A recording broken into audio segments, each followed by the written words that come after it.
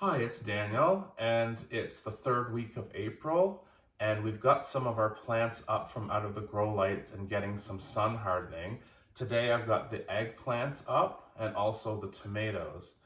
I have a bunch going here, some that I'm going to be giving away to my dad and father-in-law, and then I've got more that I need to transplant. And now that I have some of the cool weather crops hardening off outside, I have room finally to move these to bigger pots, and they really need to be moved at this point.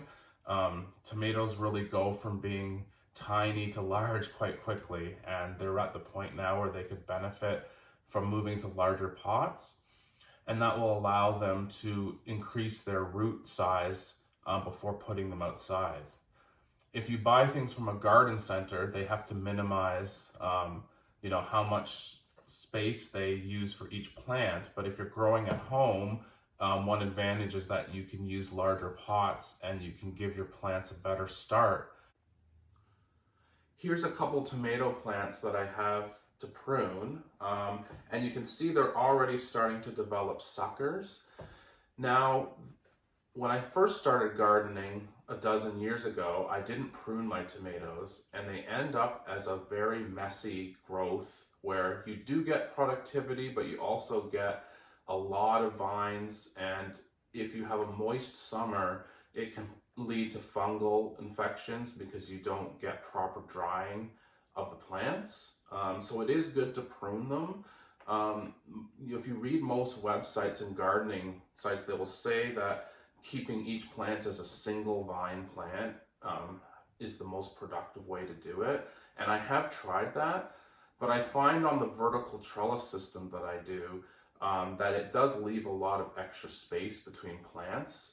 So I've kind of settled on a 3-vine plant as the optimal between production and also allowing the plant proper space for air and dryness.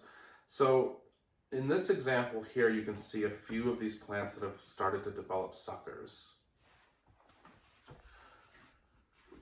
And they're, in here, there's already more than 3. So I'm going to pick just 2 suckers along with the main stem to keep, and I'm going to remove the remaining suckers. So here, I'm going to choose 2 that are not on the same nodes of the stem. So when I eventually get 3 big vines, that they're not all going to be joining at one spot, but I'm going to stagger them. So I'm going to, this sucker you can see here, and they generally come out of these joints where the leaf meets the stem. You can see we have a sucker here, and there's one here, and here, here, and here.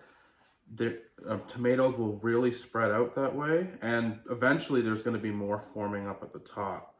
In fact, some tomatoes form suckers so voraciously that you'll even get them in the summertime forming out of the leaf nodes here. So they can really go crazy if you don't keep on top of it.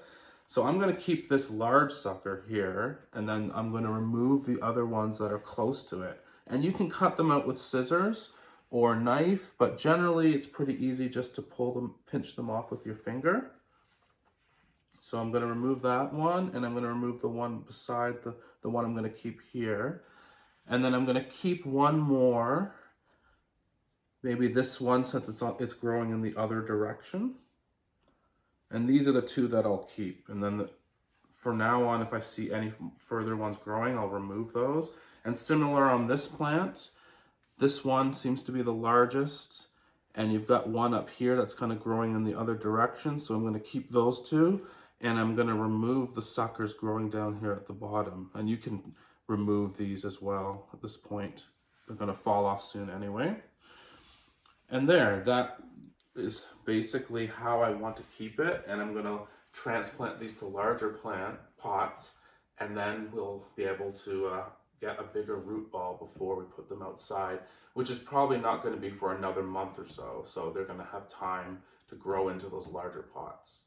To make it clearer the difference between a sucker and a leaf, you can see that the leaf itself is terminal. There's no new growth shoots coming off of it. But here, these suckers tend to come out at a 45-degree angle from the junction of the leaf to the stem. And you can see on the sucker, not only does it have new little leaves that are coming, but it also has this new growth point here, which is the same as the terminal growth point at the top here. So that tells you that you've got it's essentially another tomato plant growing off the main leader.